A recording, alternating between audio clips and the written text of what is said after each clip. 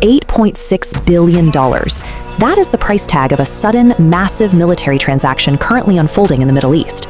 Normally, moving that kind of heavy firepower across the globe requires navigating a slow, heavily debated approval process through the United States Congress. But Donald Trump bypassed Capitol Hill entirely. He declared a state of emergency, overrode the standard legal procedures, and ordered the weapons shipped immediately. The immediate result? Within 48 hours, 6,500 tons of military hardware arrived at Israeli ports. Here is the contradiction. The United States mainland faces no direct missile threat from Iran. The range limits on Iranian technology make a strike on Washington impossible. The US isn't arming itself, so who exactly are they preparing for war? Looking at this map of the Middle East, we see Iran centrally located, surrounded by the specific nations receiving these arms: Israel, Qatar, Kuwait, and the UAE. Out of the total deal, nearly $1 billion is earmarked for Israel to purchase 10,000 advanced precision kill weapon systems. These systems are not standalone missiles. They are technological kits you attach to standard, unguided munitions, like these 70mm rockets shown here, and transform them into highly accurate laser-guided tools. Further east, Qatar is taking the largest share of the deal at $5 billion, driven by a strict need to restock their defense grid.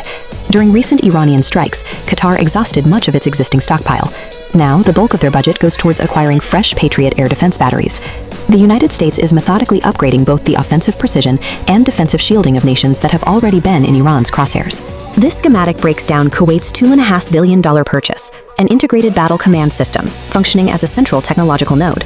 It creates an ecosystem that links isolated radars and missile batteries from different nations into a single, centrally controlled grid. Down on the flanks, the UAE is acquiring the exact same precision kill weapon kits as Israel, standardizing their offensive strike capabilities.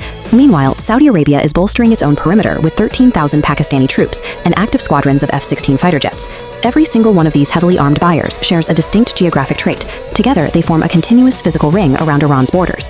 By distributing identical hardware and linking their command structures into one grid, the United States is forging these separate militaries into a unified, interoperable coalition. Iran projects a formidable posture in military parades like this one, but internally, the country's economy is running out of time. The root of that financial strain is visible on this map of the Gulf of Oman. A U.S. Navy blockade is currently choking off the maritime routes Iran relies on to export oil to China. Cornered economically, Iran retains one lethal countermeasure: the power to completely block the Strait of Hormuz.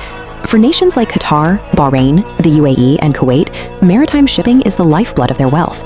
A blocked strait means their economies grind to a halt. These Arab states want a permanent end to this economic hostage situation, while Israel has openly stated they are simply waiting for a green light from Washington to strike directly inside Iran. This $8.6 billion transaction puts all the necessary pieces on the board. Washington has provided the precision tools, the defense shields, and the network to connect them.